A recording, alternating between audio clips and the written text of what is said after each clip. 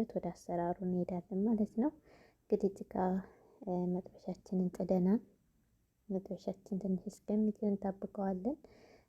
ከዛ እንደምታዩት ሽንኩርታችንን ጨመርን ማለት ነው።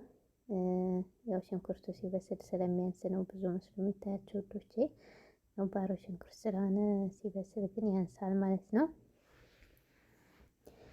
እንግዲህ እንደምታዩት እንደዚህ እናማስለዋለን።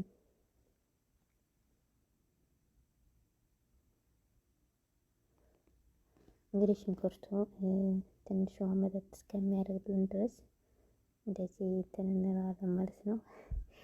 እንፋሎት እየረበሸኝ ነው ማለት ነው፣ ካሜራውን እየሸፈነብኝ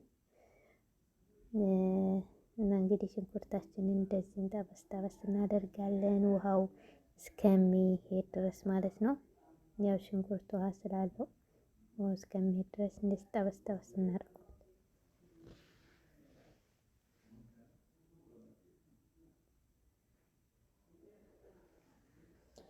እና እንግዲህ እዚህ ጋር ትንሽዬ ነው ዘይት የተጠቀምኩት ውዶቼ። ዘይት አታብዙ፣ በትንሹ ነው ዘይት እኔ የተጠቀምኩት፣ ብዙ ዘይት አላደረኩም ማለት ነው። ከዛ እንግዲህ እንደምታዩት ሽንኩርታችንን ትንሽ ዘይት አድርጌ እንደዚህ እየጠበስኩት ነው ማለት ነው ውዶቼ።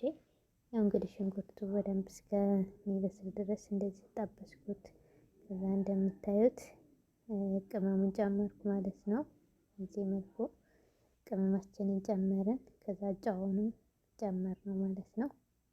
ከዛ እንግዲህ እንደምታዩት በደንብ አድርገን እንጠብሰዋለን እንደዚህ ማለት ነው። አያችሁት ያወላ ሽንኩርት ሲጠበስ እንዴት እንዳነሰ ማለት ነው። በጣም ነው የሚገርመው። እና ከዛ እንግዲህ እንደምታዩት እንደዚህ ጠበስ ጠበስ እናደርገዋለን ቅመሙ ጋር። ከዛ እንግዲህ ምንድነው የምናደርገው ስጋችንን እናዘጋጃለን ማለት ነው። እንደምታዩት ፍሪጅ የቆየ ስጋ ነው ማለት ነው። ከዛ እንግዲህ ስጋችንን እንጨምራለን በምታዩት መልኩ ውዶቼ።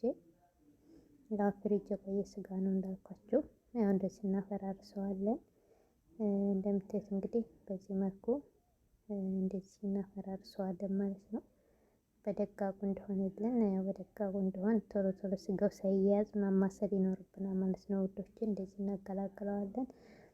ከዛ በኋላ እንግዲህ እንደዚህ እያደረግን እንትን እናደርገዋለን ማለት ነው። በደንብ ሁሉም ነገር እንዲዋሃድ።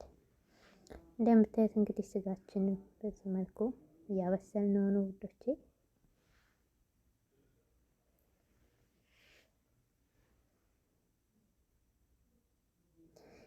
እዚህ ጋር አላሳየኋችሁም።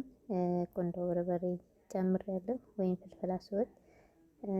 እናንተ እንግዲህ ትንሽ ደቃቅ ከፈለጋችሁ ጨምሩበት ማለት ነው ውዶቼ። እንግዲህ እንደምታዩት ስጋችንም በዚህ መልኩ ወደ መብሰሉ ደርሷል ማለት ነው።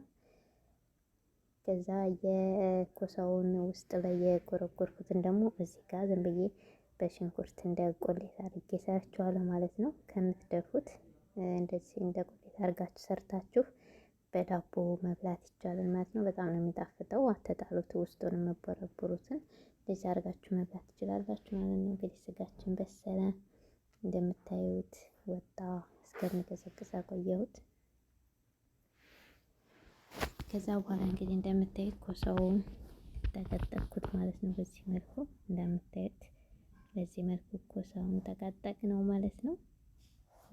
እና እንግዲህ በዚህ መልኩ ይሄንን እንደዚህ በደንብ አድርጋችሁ መጠቅጠቅ አለባችሁ ማለት ነው። በደንብ እያመቃችሁ በደንብ ውስጡ እንዲይዝ አድርጋችሁ ትጠቀጥቁታላችሁ ማለት ነው ውዶቼ። ከዛ እንግዲህ አሁን ምንድነው የምናደርገው? ኮሳውን ዘይት አግለን እንጠብሰዋለን ማለት ነው። በዘይት ይጠበሳል ኮሳው። እዚህ ጋር ስጠብስ አላሳየኋችሁም፣ ነገር ግን ኮሳውን በዘይት ጠብሼዋለሁ ማለት ነው ውዶቼ። በዘይት በደንብ አድርጋችሁ ተጠብሱታላችሁ። እዚህ ጋር እንግዲህ ለበኑን እናዘጋጃለን። ለበኑን ለማዘጋጀት እዚህ ጋር ብረት ድስት አለኝ። እንደምታዩት እዚህ ጋር የጨመርኩት ሎሚ አለኝ ማለት ነው። አሁን እዚህ ጋር የምንጠቀመው እንደምታዩት አንድ ማንኪያ ንሻ ነው የተጠቀምኩት፣ በምግብ ማንኪያ ማለት ነው። ንሻ ወይም የበቆሎ ዱቄት። እዚህ ጋር ደግሞ ጨው እንደ መጠናችሁ ጨው ትጨምራላችሁ ማለት ነው። እዚህ ጋር ሎሚ ነው የተጨመረ፣ ሎሚ እንጨምራለን። በዚህ መልኩ የተጨመረውን ጨምረን ከዛ እንደምታዩት ዘባዴውን እናወርዳለን ማለት ነው።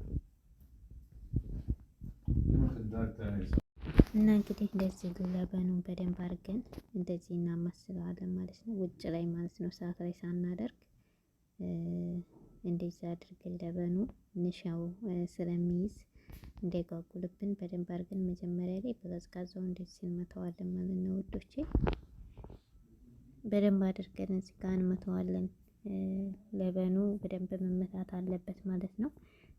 በእጃችሁ መምታት እንደዚህ የሚያደክማችሁ ከሆነ በዚህ ኬክ በምንሰራበት ማሽን መምታት ትችላላችሁ። እኔ ግን ዝም ብዬ በእንትኑ ነው እየመታሁት ያለሁት ማለት ነው። በደንብ አድርጌ እንግዲህ በዚህ መልኩ እየመታሁት ነው ያለሁት ማለት ነው ውዶቼ። በእርግጥ ያደክማል፣ ግን ያው በደንብ መመታት ስላለበት ለዛ ነው። እንደዚህ ካልመታችሁት በኋላ የሆነ ለበኑ እንደ መቋጠር ነገር ያመጣል ማለት ነው። እንግዲህ ከመታሁት በኋላ በደንብ ወደ እሳት ጣድኩት ማለት ነው። የተወሰነ አንድ 10 ደቂቃ ውጭ ላይ አስቀምጨዋለሁ ማለት ነው። ቀዝቃዛው የዘባዴው ፍሪጅ ስለነበረ ቅዝቃዜው እንዲለቀው ከቀላቀልኳቸው በኋላ ለ10 ደቂቃ ውጭ ላይ አስቀምጨው ነበር። ከዛ አሁን እንግዲህ ኦፕናችንን ከፍተን እናማስለዋለን። እዚህ ጋር እጃችሁ ማቆም የለበትም ውዶቼ፣ ቶሎ ቶሎ ማማሰል አለባችሁ። ለምን ንሽ ስላለው ንሾው የመቋጠር ባህሪ ስለሚያመጣ እሳት ሲነካው። ስለዚህ በደንብ ቶሎ ቶሎ ማማሰል አለብን ማለት ነው። እጃችን እንትን ሳይል እጃችን ማቋረጥ የለበትም። በደንብ መምታት አለብን ማለት ነው። እንደምታዩት አሁን እንግዲህ ወደ መፍላቱ እየመጣ ነው። እንግዲህ ለበኑ በዚህ መልኩ እየፈላ ነው ማለት ነው ውዶቼ። በደንብ እስከሚፈላ ድረስ ያው እጃችን እንዳልኳችሁ ማማሰል ይጠበቅባችኋል። አያችሁት እንግዲህ አሁን በዚህ መልኩ ለበናችን ፈልቷል ማለት ነው። ለበናችን ከፈላ ምንድነው እዚህ ጋር የምንጨምረው ሙቅ ውሃ እናዘጋጅና ሙቅ ውሃ እንግዲህ እንደዚህ እንጨምርበታለን ማለት ነው። ለበኑን መጀመሪያ ብቻውን ካፈላነው በኋላ ከዛ እዚህ ጋር የተወሰነ ሙቅ ውሃ እንጨምራለን ማለት ነው። ከዛ ሙቅ ውሃ ጨመርን እንደዚህ በደንብ ቀላቀል ነው ማለት ነው። ከዛ ያው ትንሽ እስከሚፈላ ድረስ ደግሞ እንተወዋለን ማለት ነው። ከዚህ በኋላ ምንም የመጓጎል ምናምን ነገር ስለማይኖረው ችግር የለውም ማለት ነው።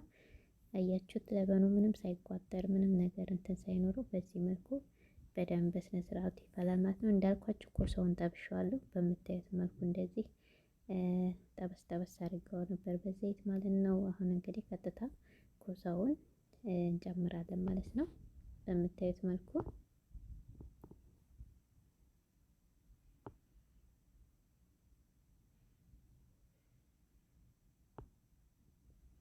እንግዲህ እንደዚህ አድርገን እንዲፈላ እናደርገዋለን ማለት ነው። ለ30 ደቂቃ ለ20 ደቂቃ ያክል እሳታችሁን ቀንሳችሁ በቃ ኮሶውን ከጨመራችሁ በኋላ ለበን እንደምታውቁት አይከደንም።